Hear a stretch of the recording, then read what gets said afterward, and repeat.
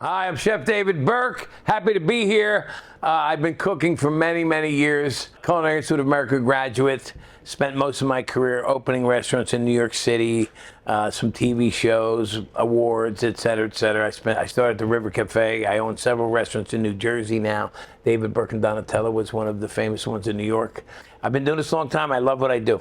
And we're going to be cooking 3 dishes today, 2 from my cookbooks, and 1 is a new dish, which is a bruschetta that has goat cheese and grapes and pickled blackberries and tomatoes and beets. Really nice and fresh, easy to eat, easy to prepare ahead of time. We're going to move into a one-pot meal that is a poached, really healthy poached chicken with a ratatouille orzo ragu, kind of like a tomato minestrone with poached chicken. We're going to top that with a black olive mousse and crispy chicken skin. Optional. Then we're going to finish off with a really unique strawberry tart, either made with a pancake base or a cake like a pancake, or puff pastry tart like an apple tart. It's got whipped cream, strawberries, blueberries, coconut orange, and a bell pepper caramel, which is the unique twist of and the way I approach food. I try to do, my background is classic. I'm trained in pastry as well as savory. And I try to give people great presentations and unique ideas and combine flavors that make it interesting. I have a helper named Lefto who also helps me with the economics of a dish and how to make things that actually create leftovers, so we can create a leftover dish, aka leftover. And he's trying to fill my shoes, and he's doing okay. He's doing okay. So we're happy to be here. Pots and pans line I have, davidburke.com or chefdavidburke.com. But the pots and pans are in TJ Maxx, Marshall's, Home Goods, and Amazon. And I have a couple cookbooks, and I'm writing an autobiography now on the wonderfully insane life of being a chef in New York City for 40 years. And I'm happy to be here filming today. I'm very fortunate to still love what I do, and we're going to get started, so let's play ball.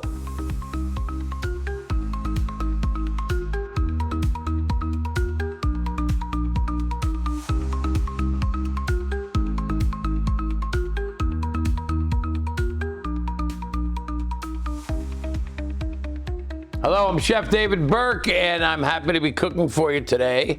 Got a first course that we're going to be preparing is something easy to make at home, can be adapted to the seasons, easy to prepare ahead of time if you're entertaining a guest and you don't want to be cooking in the stove. And it's a bruschetta with goat cheese, bunch of vegetables and fun stuff, pickled blackberries, pickled onions, and some shrimp and prosciutto. This in front of me is candied bacon. This is called clothesline bacon. This is one of the dishes I created many years ago that would be served in one of my many restaurants around the East Coast, mainly Jersey, New York, Charlotte, Palm Beach, and upstate New York. It's called clothesline bacon. We blowtorch it, we serve it with scissors. It's glazed with maple syrup, candied orange, mustard, black pepper. If you're at any of the David Burke restaurants, please give it a try. It's on all the menus. This is the look, the fun presentation we have at our restaurants. One of them, I don't think it can be done at home this way, maybe one day, but I wanted to give you a little idea of how much fun we can have with presentation. We're gonna make something simpler than that for today. I got some delicious bread. First thing is, and this is from a bakery in Long Island City, and we're gonna cut long pieces. Fresh bread on a bias. This is a serrated bread knife. Look at that, gorgeous. You can still use the end pieces too.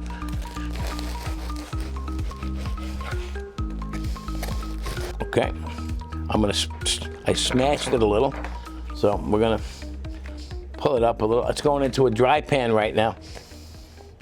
A David Burke pan, by the way. And I love bread. And I found a great cheese yesterday also, we'll talk about in a minute. Save the scraps or the ends. You could still make bruschetta with this, but in the essence of time, we're gonna hold off. I've got bread in here. We're gonna talk about oil for a minute. I got a pure oil, extra virgin olive, mustard oil, basil oil. This is mustard oil, which is, if you can find it, Middle Eastern markets, online, it's beautiful. What we do with this at our restaurants, as well as serving popovers and cornbread like this, we serve these as snacks. This is Japanese pretzels called pretz. Simple. You buy it, you put it in a little bit of oil. It's a fantastic snack. Hors d'oeuvre, serve it with drinks, popovers and cornbread. That's how we serve our bread service at the restaurants. Just another tip. Great idea. Bread is toasting. I will add some regular olive oil, or what they call pure. As this gets absorbed, we'll finish it with extra virgin. I'm gonna move the cookbooks out. We'll refer to those in a little while. One's 20 years old and one is 15 years old. So, and two of the recipes we're making later on in the segment come from that book. So this is gonna toast up, always salt and pepper. I'm gonna turn the heat up a touch as that's cooked. Now, goat cheese. I have a cheese here from California. A farmer dropped off to me yesterday. This is Point Reyes. This we'll talk about in a little while. This is smelly. It's cow's milk. It's delicious. This is goat cheese. Goat cheese sometimes is a little dry and chalky for some people. So what we do is we're gonna make a spread with this. And with the spread, I'm gonna put a little bit of butter. I softened some butter. I'm gonna put, maybe it's 10% butter, 15% butter, extra virgin olive oil, salt, pepper, and we're gonna make our goat cheese spread. Ricotta works well. Now you got something that is spreadable for the toast. This is coming along nicely. I'll turn it up a touch, and then we're gonna talk about the topping. So you're gonna make almost a cheese toast, which is bruschetta. Extra virgin olive oil, mustard oil I'm gonna put off to the side. We discussed that already. Pure oil, and this is what we call basil oil. This is made from, it's beautiful. And this is more of a garnish and flavor oil, and chili oil. Chili oil, we'll talk about how to make too. Tomato or chili oil. In order to make tomato oil, when you're making tomato sauce, pour a liter of tomato olive oil, pure olive oil with it, cook it, and then strain it off the top. You'll have a beautiful red oil like that called tomato oil. If you want to make a spicier oil or chili, do the same thing. So here we go. We got this cooking. This is ready to go. I have beets, golden and red. I've got cherry tomatoes. They're all going to get seasoned. Olives, grapes, prosciutto. I've got pickled blackberries here. Blackberries with vinegar and sugar. And if you have pickled butternut, pickled berries, and I'm going to pickle a couple of grapes too. It's a nice surprise with fruit. You see how we're coming along with the bread's coming along beautifully. I'm using my hands because it's what chefs do. And in the same pan, I'll be searing off rock shrimp. Rock shrimp or small peeled shrimp. I don't know if you get them in supermarket. You can probably order them online. If you don't have rock shrimp, use regular shrimp or scallops, bay scallops, or piece of crab meat. This bread is so good.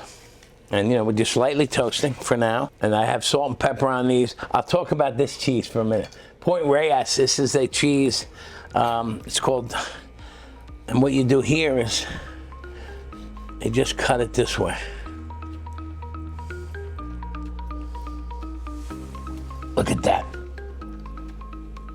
That's another conversation when I'm done with this. But just that alone, if you can get one of those really stinky, beautiful cheeses, it's just fantastic. It's basically a fondue. Good, that's good. Anyway, back to the bread, toasting up nicely. You don't want to over toast because it gets too crunchy. So you want a little bit of softness in there. I'm going to start putting some of the shrimp in right on the side. And this is seasoned. So I have one done, two done. While it's still warm, a little bit of cheese. So we've got a few pieces of the toasted bread, the bruschetta. We're going to make a cheese toast or a canopy toast. Now, years ago in the fancy restaurants, I worked at the River Cafe, I worked in Paris, I went to pastry school in Europe. I owned a lot of my own restaurants, I still do. But we wouldn't serve something like this. This was more for a tapas bar or a cheese course, something like that. But nowadays, with people liking to share food, we can serve these with truffles and sliced duck and what we're doing today as a restaurant, as a shareable appetizer or a bar snack. Well, here's another piece. So now I've got the shrimp here. And again, these are rock shrimp. Cook so quickly. I'm going to add a little bit of chili oil. Yeah, basically, you warm them up. I have salt and pepper here. And this is good. And that's it. I'm going to just shut that off and let that rest. Back to the cheese. We got the whipped goat cheese. It has a little bit of butter and a little bit of extra virgin. You could use burrata, ricotta, brie, but I think this is pretty good. Now, we're going to assemble. I'm going to make 2 of them. Now, you've got beets, you've got prosciutto, you've got tomatoes, you've got olives, pickled blackberries, and grapes. So we're going to season. I'm going to take a small plate here to make some beets, golden beets, cherry tomatoes, olive oil. I use apple cider vinegar. Very simple. Again, salt and pepper on everything. I've seasoned some of these items already. Just tear up some basil. There we go. But first is the beets. We assemble. Some beets down. Golden beets.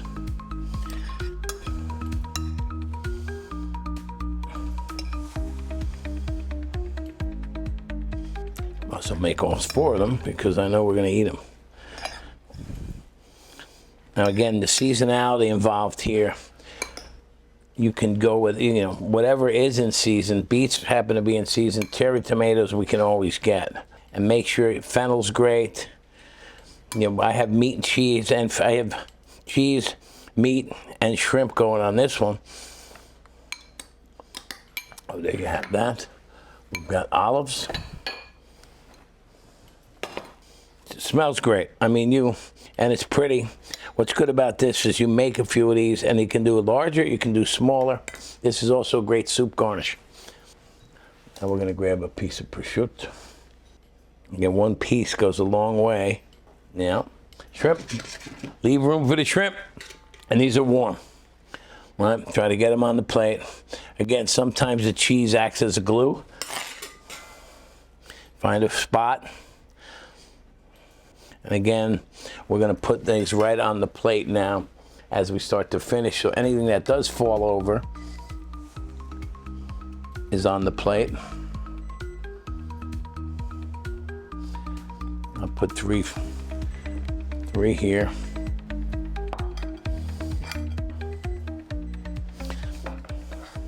And you can make it as beautiful as you like. And again, the simple deliciousness of great. The bread is just as important as the toppings.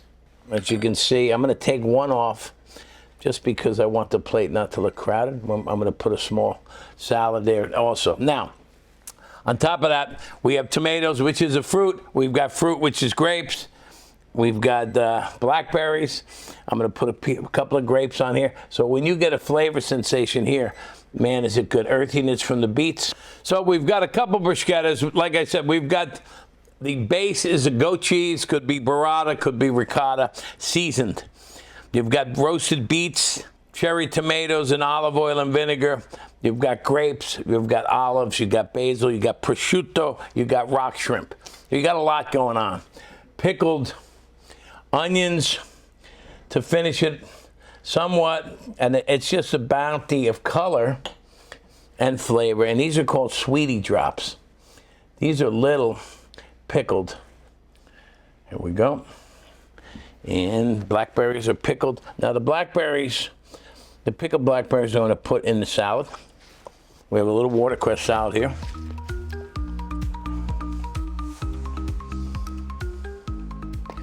A little bit of the pickling liquid. Pickling liquid consists of sugar and vinegar.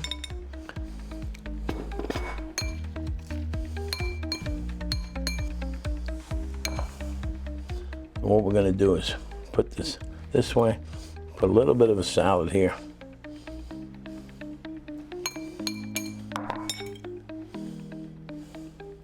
Pickled blackberries. So, as a summer snack, a fall snack, anytime a snack, you've got a bruschetta that has all this wonderful food on it. You eat it. It's a cut it where it fits in the mouth, the bread. You got a small salad with watercress, pickled blackberries, pickled butternut, pickled beets, all those type of things you do. Beautiful. Add a little bit of black pepper. And like I did with the cheese earlier, a little bit of basil oil. And a little bit of chili oil. Tighten this up. Here's our first dish of the day. It's a goat cheese, shrimp, prosciutto, bruschetta with pickled blackberry watercress salad.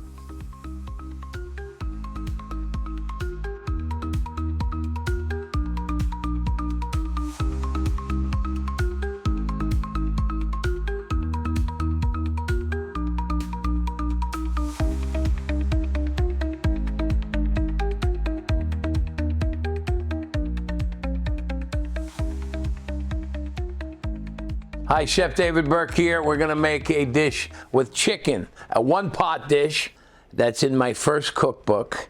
And it's one of my favorite dishes every time. It's not a restaurant dish per se, but it's definitely a home dish, and it's a good second day dish, or AKA leftover dish.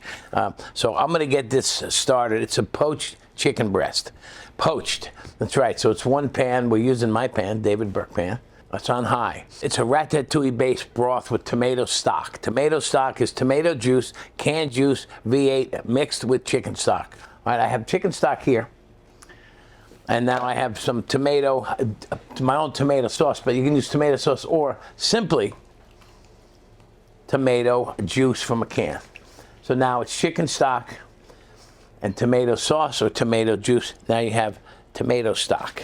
And in that tomato stock, couple cloves of garlic, a little bit of basil, which will come out later. So I'm gonna throw that in like that, and we're gonna let that simmer. All right, I have orzo. It's kind of a ratatouille, aka minestrone, mixed in with chicken. Orzo, great pasta, shaped like rice, used in Greek food a lot, also in Italian food. I have some cooked. I have chicken skin on. Buy it with the skin. Even if you don't, take the tenderloin out. This is the filet mignon of chicken. This thing is a piece of beauty. This is chicken tenders. Why they get deep fried all the time and served in fast food restaurants, I don't know, because it's one of the better pieces. So you have the chicken breast here.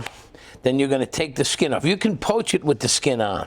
I prefer not to, but do not throw the skin away, because we're going to make chicken crackers out of the skin. See what happens here? So I'll have 4 chicken breasts today. Save the skins from all of them. We're gonna make chicken crackers, which comes out looking like this. So they're baked between 2 beautiful sheet pans, pressed. And these are great. And this you can put cheese on, barbecue sauce, chicken liver, chopped liver, but we use this as our garnish later on. Our tomato stock is cooking. Orzo is cooked, right? I have diced yellow squash, zucchini, peppers, and onions. I have my chicken here. Chicken tender I'll get to in a moment. Chicken skin over here. In a restaurant, we never throw anything away. Chicken wings we stuff. Chicken tenders, I'll pound this out a little bit like this when I get a bunch of them. I'll roll an escargot in there or a shrimp in there, put a toothpick in it, and serve it as an appetizer for 20 bucks. So because it's the most tender. Chicken wings and chicken tenders are some of the best pieces of the chicken. And again, even the skin, look what we came up with. This, even cracked on top of the salad or on top of the broth when we're finished with it, is what we try to get creative with in a restaurant. We want to be creative. I've created so many dishes in my career. I started at the River Cafe in the 80s, opened a slew of restaurants, won some awards, represented the United States in the Olympics in 1988 in Tokyo, and won. So here's a dish that you might see in one of my restaurants. This is called Sweet Melissa. Dry-aged ribeye, angry shrimp kebab. The steak is dry-aged in a patented process that I got a patent on in 2011. We'll talk about that at another time. But the creativity for me is easy because I've been doing it for so long. It's one of my strengths. For home cooking, still creative, but sensible, economical. And so that's what we're doing today. The tomato broth, chicken stock, tomato, chicken breast is here. We've got our veggies. So I'm going to start with the veggies in the pan. And again, this is a one-pan dish, which is beautiful. Once the stock is made, obviously. I'm going to put the onions and peppers in, an eggplant first, because they take a little while to cook. These are the harder vegetables. And the eggplant. The eggplant, we're just going to take down like that. And then the eggplant, which you want to cook tender anyway, that's going to go in. So these will cook longer than the zucchini and the squash. I'll add that later. So you have this in. We have garlic in the broth. So right now I'm going to pour the broth in here. This is our broth. This is going to be our dish. So this is now the base for our chicken dish. Our chicken, I'm going to take, you have the chicken. This one is a little bit pounded. This one is not pounded. I don't think we want the pounded ones, but we took the skin off the wing bone. Now, beauty of this is one pot right now, simmering away. Chicken right in. Chicken right in. Now you're adding more flavor to the broth, right? Again, I told you, I showed you what we're going to do with skin. I'm going to lower this just a tad. We don't want to boil it. We want it to smile, simmer, so that the meat is almost like sous vide, right? It's a small, that's what we call a bubble, a smile. We talked about the tenderloin, what we could do with that. I'm going to add salt. We're going to add lots of pepper. We like pepper. Orzo will go in. It's already cooked a little bit later. And the softer vegetables will go in a little bit later. So I'm going to leave this simmer along right now while we talk about something else. We talked about the presentation and the profile of a great steak. And, you know, Instagram food for chefs these days is, you know, it's pretty important. I worked at a place called the River Cafe in the 80s. It was the best view, probably in the world, one of the best views of a restaurant underneath the Brooklyn Bridge. I had to make Instagram food to compete with the view. So we design our own plates and our own boards. This is the ribeye, Sweet Melissa, angry prawns. So this is something you would get. And we'll get to this in another episode in the future, just to start thinking outside the box and how to make something really beautiful. This is an example of a dish that is creative and beautiful in its own way, but more user-friendly in a home kitchen. Creativity lies in the flavor profile, meaning using the skin, using watercress pesto instead of basil, using the right cheeses, and also making some texture to a dish. So you'll see this is a soft dish, right? You've got chicken that's poached. It's going to be soft. The vegetables and the broth and the orzo, somewhat soft. So we need to add a little bit of crispness to this. And the crispness to this is going to come in the form of chicken skin and cheese cracker. So this is just Parmesan cheese, baked or sauté or baked in a skillet, melted, and it melts together and becomes a cracker or a frico. One of the other interesting things and fun things about what I do is I create. And my creativity sometimes is applauded many times, and sometimes people are like, well, I don't know what this guy's doing, but you know, I made a dish a few years ago. I was at a farmer's market, and my problem was I owned a steakhouse, a very good one. I owned several steakhouses and restaurants. How to serve a baked potato for $15, right? Baked potatoes aren't, and how to share a baked potato. You look at a baked potato, you put it on a plate, it's kind of boring. Very, very old-fashioned. You got to get sour cream, butter, chives, bacon, and cheddar. All these little things that go with it for $8. So I was trying to design a dish. How do you share a baked potato? Well, you know what? You buy small potatoes. You know, that's an expression too, your small potatoes, right? Here they are. They're cooked. But I had a guy at a farmer's market who made woodwork, and he did candle holders, things like this. I bought this from him. Cheese boards, and I asked him to make me a couch. And he thought I was nuts because he said that would be a very big tree to make a couch. But I said, it's not a big tree, it's a small couch. He made this for me. Couch, potatoes, couch potatoes. This is what we serve in some of our restaurants. Obviously, they'd be hot. right? And they would have herbs and garnishes and cheese on it. But imagine the creativity behind something. Most of the creativity is it's already done. Couch potatoes are phrase. But to have the wooden couches made of cedar or pine that can be served hot, and then you garnish your your steak with a couch potato. So this is another idea of how much fun you could have. Now, you can get them made, but just think outside the box. Have fun with the food. Out of the way, I'll just give you another idea that the potatoes come with cheese. I love this dish. We're just talking offset with another chef. This is what makes our job sometimes fun. If you understand the humor in it, and the practicality in it, and the cleverness, and also it's delicious. So couch potato, steak, and surf and turf, which is a Long Island, Jersey thing, I think, and you upgrade it with some couch potatoes. So back to the main dish here. And this, every time I make this I've never served this in a restaurant because no one's buying this kind of comforty food in the restaurants I work in. It's a poached chicken, and you'll see it's a soup, it's a pasta, it's a minestrone, it's a main dish. The chicken's getting cooked. Again, I'm going to put it up another notch so we can get moving here. But look at the broth. Right? And that's going to get thickened when we add these other vegetables, the orzo. All right? And we can throw a little mascarpone in, but I don't think it needs that today. So the chicken is done this way. We talked about utilization and leftovers. This dish lends itself to a second day dish, which is my name for leftovers. One of my books has the whole premise of the book is classic preparation, modern day preparation, and second day dish, which is leftovers. So during the pandemic, I became an Instagram guy with my little partner here, Lefto. Lefto made leftovers. That's his name. He's my sous chef.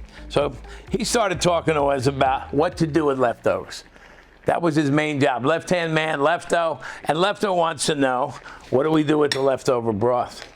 Right? What do we do with the leftover chicken skin? What do we do with the leftover shrimp? What do we do with the leftover this, right? So he helps me think, and he tries to outdo me. So Leftover is a mini-me. He's very helpful when it came to feeding people during the pandemic and giving them tips on keeping an eye on your neighbors and making sure that you buy local. Culinary religion is his thing. Buy local, stay local, feed farmers, teach people. And I'll get back to him in a moment. He's going to make a dish with the leftovers of this, and it's going to be steamed in a bag. Now this is, look at how beautiful the breasts are here. Right, plump, poached in a liquid, and now what we're doing is reinforcing the liquid. As this cooks, the room is smelling up beautifully. You know, the garlic is starting to mature, it's softening up in here.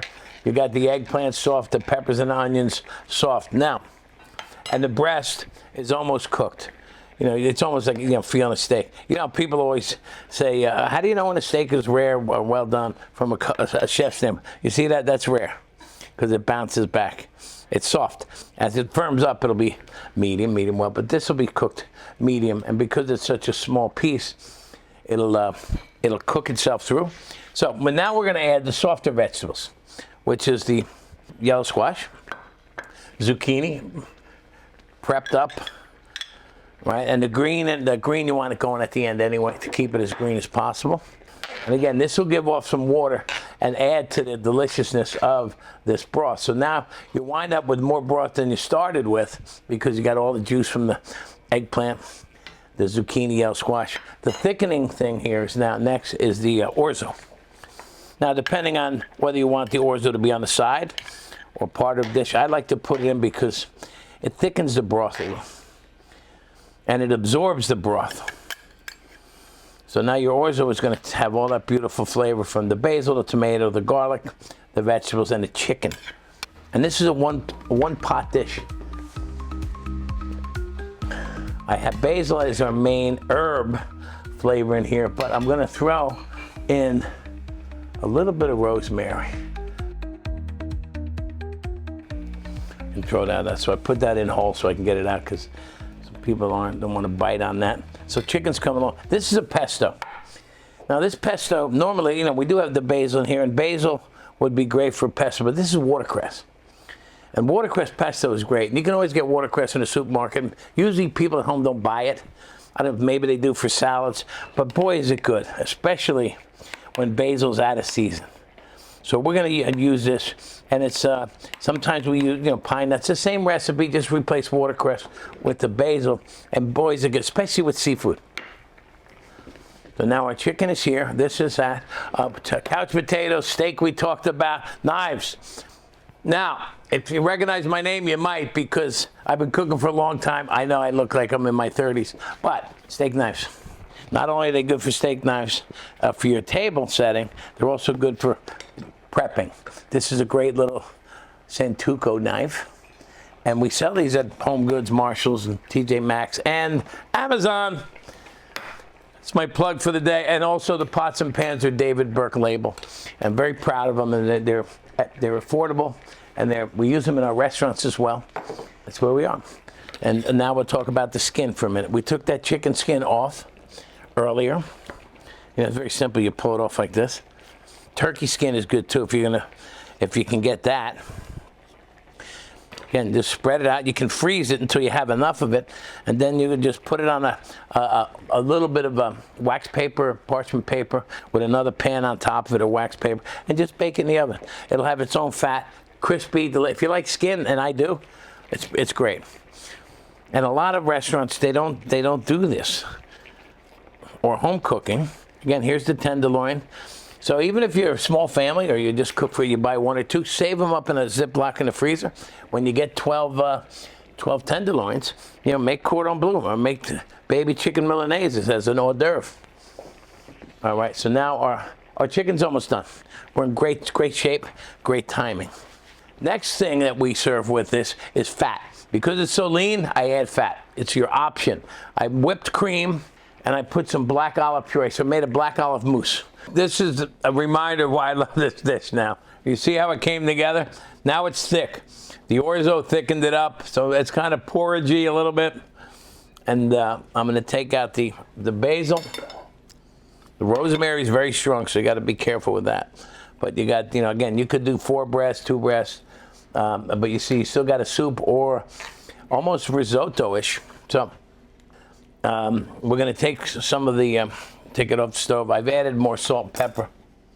Again, depending on your flavor profile. You season and taste it before you plate it.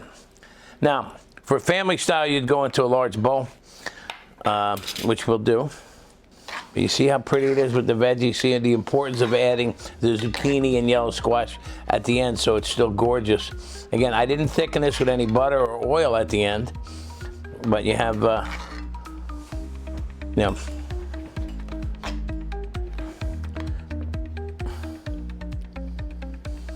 look at all this left over. Second day, right? Again, if you want to do a single portion, you go in a smaller bowl. Again, this is a soup too. This is its own dish right there. And I'll put that off to the side for a moment. But again, nutritious, delicious, still sexy. At this point, it's basically a fat-free dish. We're going to ruin that. The watercress pesto, we're going to put a little bit of it on. Again, you can use basil, would certainly work, but there is basil in here already. Watercress pesto. This is something interesting. This is whipped cream with a black olive puree, called black olive mousse. You could do sun-dried tomato or tomato paste or tomato sauce. Or you could take the pesto, put it into whipped cream, and make a watercress mousse. Now, I put this here, a little bit on top.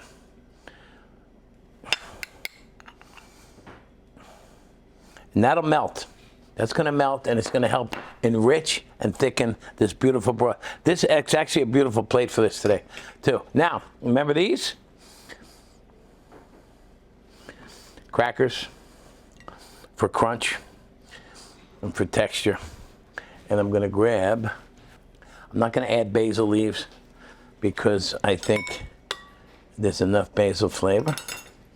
I'll just put a couple of these. And this is the chicken, poached. Orzo and ratatouille ragu.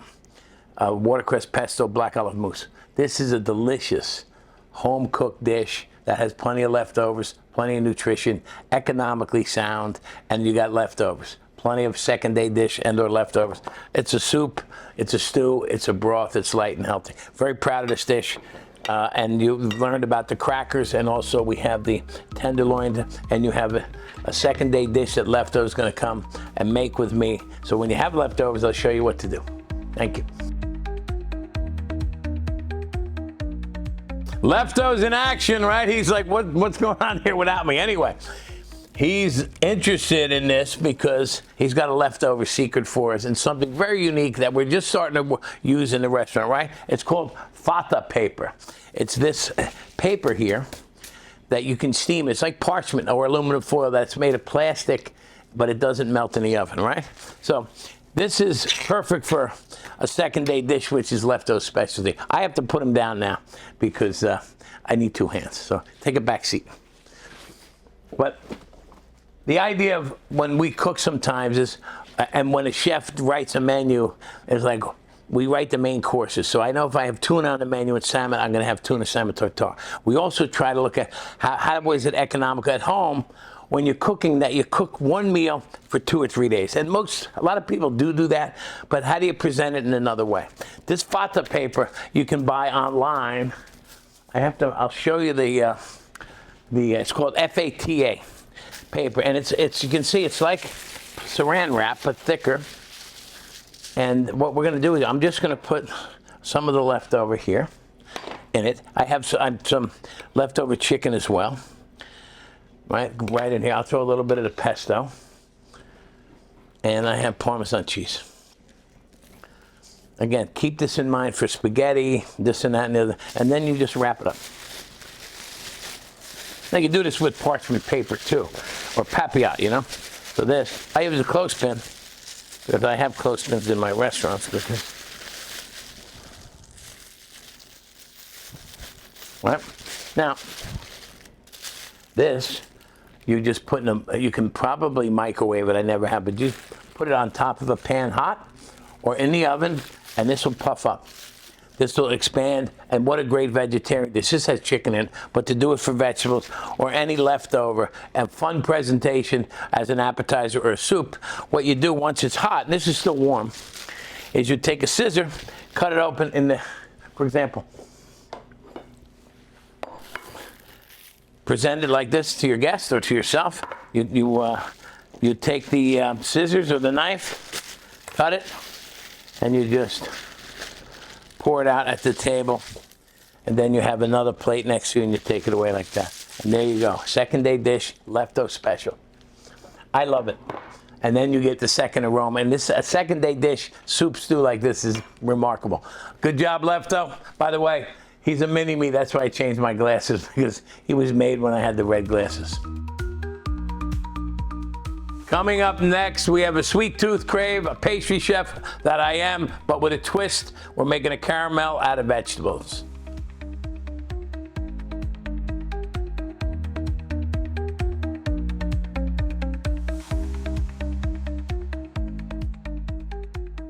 I am ready.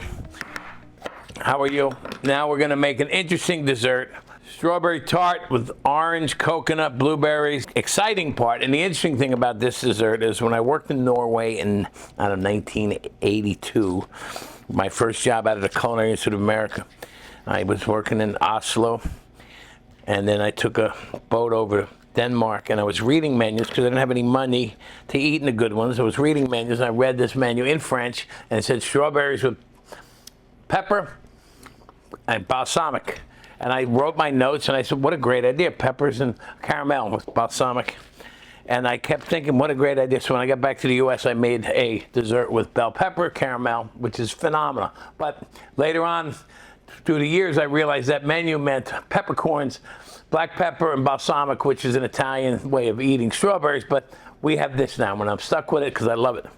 So we're gonna get that going first. So the first thing to do is make a caramel. And I have a hot pan, so I'm going to put some sugar in it. And you can see it's very hot, so it's caramelizing almost immediately.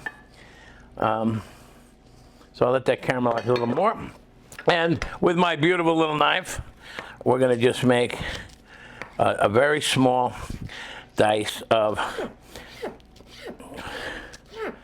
peppers. So what's happening here is we're making like orange marmalade, confiture of peppers cooking in the marmalade. So we're making a pepper marmalade, really. But we're going to turn it into a caramel sauce. You see? This is nice and hot. So I got red and I got yellow, and I have one pre-made, but I want to show you how to do this. And it's fabulous. And what the beauty of this is, one of the greatest things about this is, don't tell your guests. Just serve it. And they'll pick up on that note in their nose that they know what the flavor is, but they can't quite figure it out. And I do that a lot with dessert. Like I use curry instead of cinnamon often. Curry is not spicy, curry powder. It's a chili and the other stuff you add, but if you add curry as a sweet spice, instead of cinnamon on apples or bananas, it's really surprisingly good. So look at the caramel. It's coming around. It's just brown sugar. It's melting and almost close. I'm going to put the peppers in already just to get that cooking while we make the tart. You have the idea. If you want more flavor, you cut these all up into mince, but for the essence, for the amount of time I have right now, we got enough peppers. And you'll see the peppers will not brown, they'll melt into the caramel.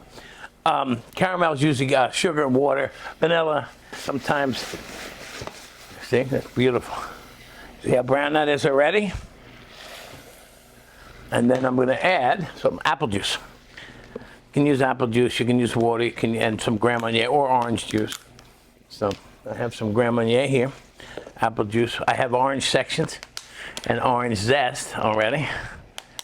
But so now, how fast was that? We have caramelized peppers.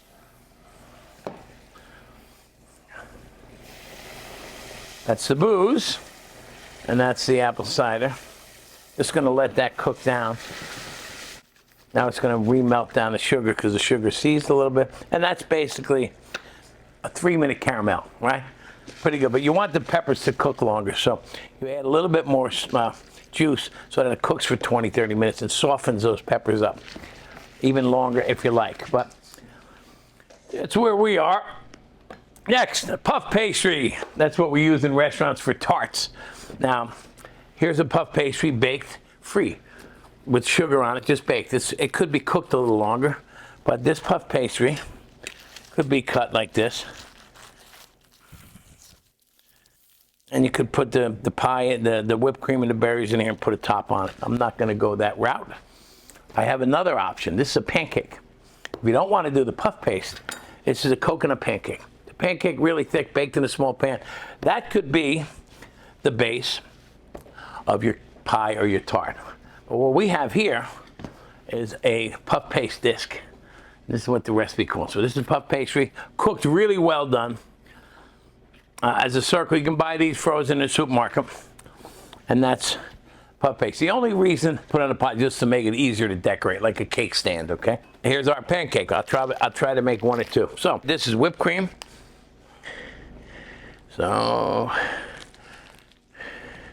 I own a bakery.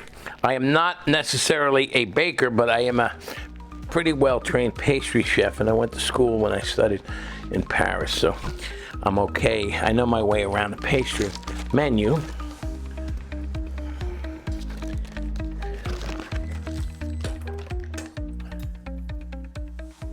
You can do this in a pie shell if you buy a pie shell with the cream, but this is a tart. And again, if you don't want to do the tart, this is a pancake. It's just a very thick pancake made in the pan, flipped over, and same thing. I think it's just easier for home use.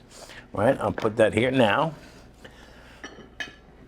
You can get some help for this, and then you just start firing away. So the cooking part of the tart is over because the puff paste is crispy, and it's cooked with cinnamon sugar.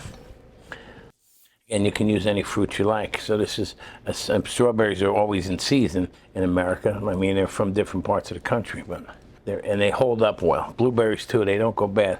I bring fruit to my house. Raspberries always go bad. I don't eat quick enough. And this thing is so good, I can smell it. Well, uh-oh. And that's how we cook in a restaurant. We make a mess. That's why we need cooks, dishwashers, prep people.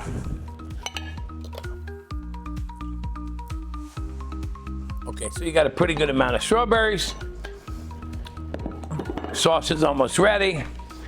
Now we're going to put some blueberries.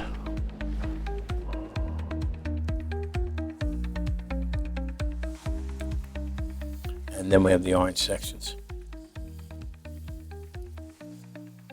Again, this is, once you got the pastry cooked and the prep done, it's fun. Okay.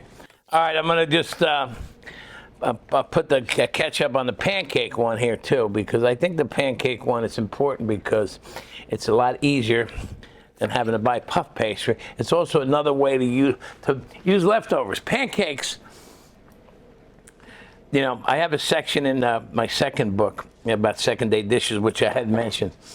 But, when you make, you have leftovers, think about a pancake. Cook a pancake, you can put a slice of meatloaf in it and flip it. Pancakes are not sweet. What we put on them is sweet. Right? But the pancake batter, you can buy it without sugar. So you can make a savory pancake batter with mushrooms in it and garlic and herbs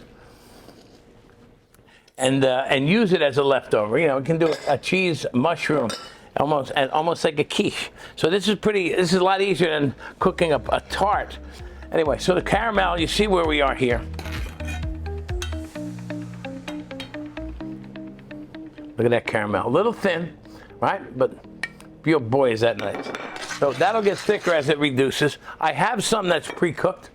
I'm going to add some of that in here. So this is when it's cold. It looks like a jam. It's red pepper marmalade. So that's going to go in there.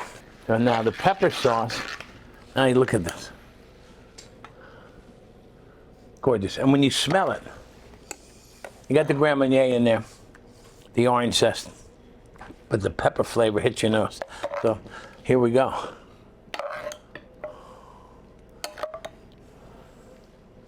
Right. Now I'm going to pour a little bit on this one, but not a lot because I don't have a big platter under it. But you'll see the effect of it, right? So I'm just going to put a little bit of sauce on this one so that it doesn't go over the edges. Coconut. You see how ooey gooey this one is? Now ice cream's a great option for this, right?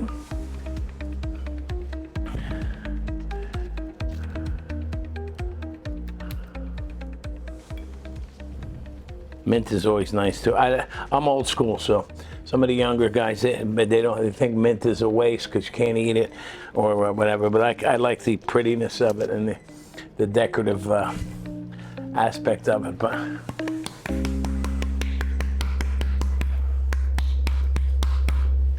little powdered sugar. That's a tart of strawberry, orange, blueberry, coconut, bell pepper caramel. Bell pepper caramel. Boy, is that good. You can smell again. Smell. Always have something unique about one of your dishes that your neighbor or the competitor chef does not have, or just execute correctly. So you've got the pancake, same way, or the tart. Crispy here, soft here, but a great way to make a cake in a pan is a pancake, right? I mean, kind of makes sense, but we don't think that way. You don't have to bake it in the oven. Easy to do. And it eats well, right? This, if you cut this, I'm just going to show you. Look at that. You got the cake. It's almost like a baba rum now, right? It's going to soak it up. And then this is just beautiful to present this. Again, this you'd cut differently because it's crispy, and you'd eat this in a different fashion. Ice cream's great with it. Bell pepper caramel, orange, coconut, blueberry, strawberry, tart, simple whipped cream. The uniqueness is the bell pepper caramel. The tip of the day from leftovers, any leftovers that you do need, use pancakes instead of bread sometimes. Instead of making a sandwich for your chicken or roast chicken or turkey or meatloaf, make a pancake, put the cold meat in it, flip it over, cook it, put a salad on top of the fried egg. you've got a better brunch dish. You got something a little bit more interesting than, and again, Georges Blanc, and we were talking about the great French chefs of France years and a little earlier. He would make a watercress pancake, real small, a thin slice of fresh raw salmon, flip it over, cook that with caviar butter. Man, was it good. So get creative with your food. Use the leftovers. Use the second day dishes. Try to get unique. Getting unique or clever where it makes it a little more fun and play with the palate. And also use your nose, use your eyes, use all your senses, and do not be a dummy.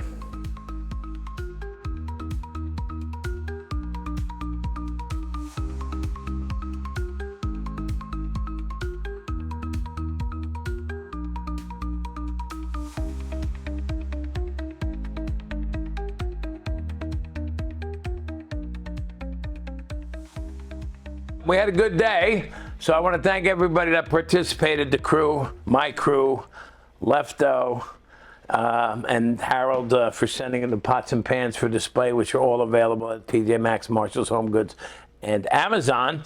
And we'll recap on what we did. And we did a bruschetta, which was really beautiful with some goat cheese, prosciutto, shrimp, beets, and tomatoes, basil, etc. Really nice start. And we made the poached chicken with ratatouille, tomato broth, orzo. That had the black olive mousse, crispy chicken skin. Another really, and then when Lefto came in and made the Poached, the bag with the second day dish or the leftovers, that was really good. And then dessert was, one of my favorites was is the red pepper caramel, yellow and red pepper caramel with the strawberry tart, strawberry fruit tart coconut, and we made the pancake. Use pancakes as a vessel for creativity, also for leftovers, etc., etc. And this guy, he inspires me to always create leftovers. A couple other things. We have a bakery in New Jersey called Dixie Lee. We got restaurants in New Jersey, mainly 2 in New York, North Carolina, soon to be North Palm Beach. Is a bread pudding made out of donuts, strawberry shortcake, black and white, old school, egg clairs, and this guy is trying to fill my shoes, and I told him he stole my shoes, so you got to work a little harder to fill my shoes. These shoes are painted by Dale Chihuly many years ago. A shout out. He's the famous artist, glassblower. And I wore these on Top Chef Masters once, and I wear them for special days. Today was a special day. I hope you learned something. I hope you can take something away. Cook with a smile. Be happy, and I hope you get some joy from learning, cooking for others, and cooking for yourself. Well, I think we covered a lot. I'm happy with what we did. The bakery, again, DixieLeeByDB.com. We ship black and white, some pies and cakes nationwide. Again, pots and pans. Follow me on Instagram, Chef David Burke. And anything else, and let's communicate. I love to teach. Got any questions, just reach out. Have a good day. Thank you all.